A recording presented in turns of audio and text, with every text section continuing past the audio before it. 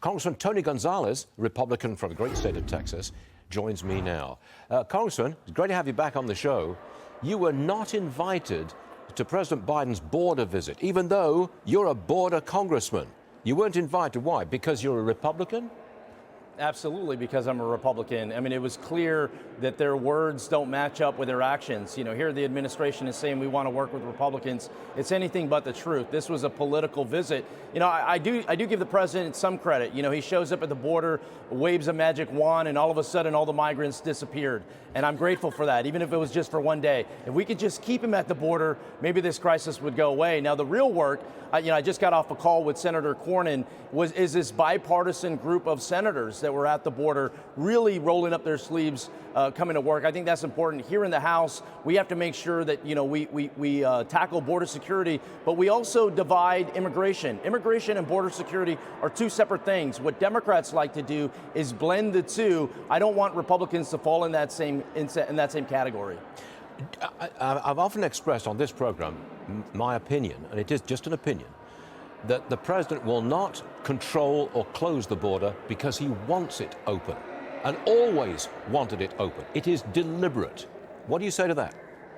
I think you're exactly right, Stu. I mean, you know, clearly, I mean, it was such an easy win for them to invite me. You know, they're saying that I wasn't invited because there wasn't room on Air Force One when I didn't even ask to fly with the president. I would have met the president on the ground and had a conversation there. The reality is they do not want to work with Republicans because what we're seeing is what they want. And it's dangerous to Americans, all Americans, not just those that live along the border. Now, Republicans can't just be the party of rhetoric.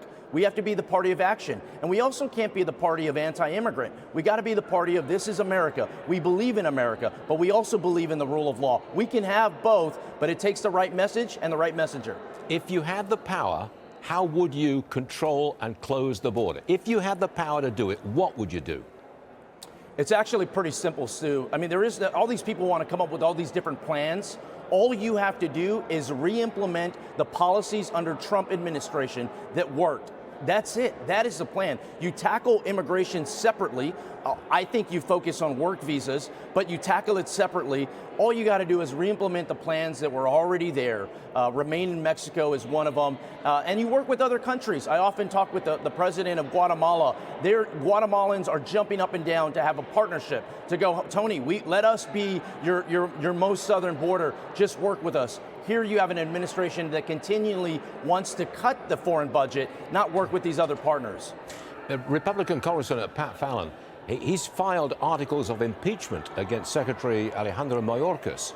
Do you think you can actually get him removed from office?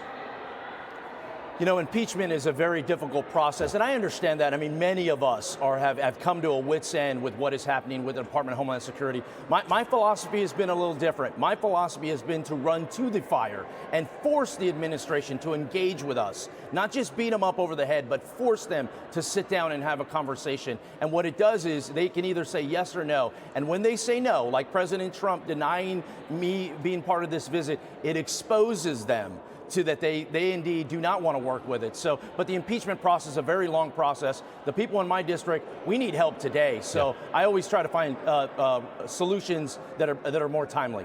Last one, sir. You were the only Republican to vote no on the new House rules package. Why do you vote against it? Yes, Stu, it's no fun being on an island, and I have no interest in going against the party and all these things, but I am worried the direction we are headed, and I voted no for a couple of reasons. One is any cuts to defense spending without reforms. Reforms is the key. Without reforms is just cutting off our nose in spite of our face, and I think that's dangerous. The other thing is this vacate the chair. As much fun as last week was, I don't want to see last week happen every 2 months. Then we have to get to work. Energy independence, securing the border, you know, inflation. These are the things America put House Republicans in to lead as in the majority, not the circus that we saw previously. Fair enough.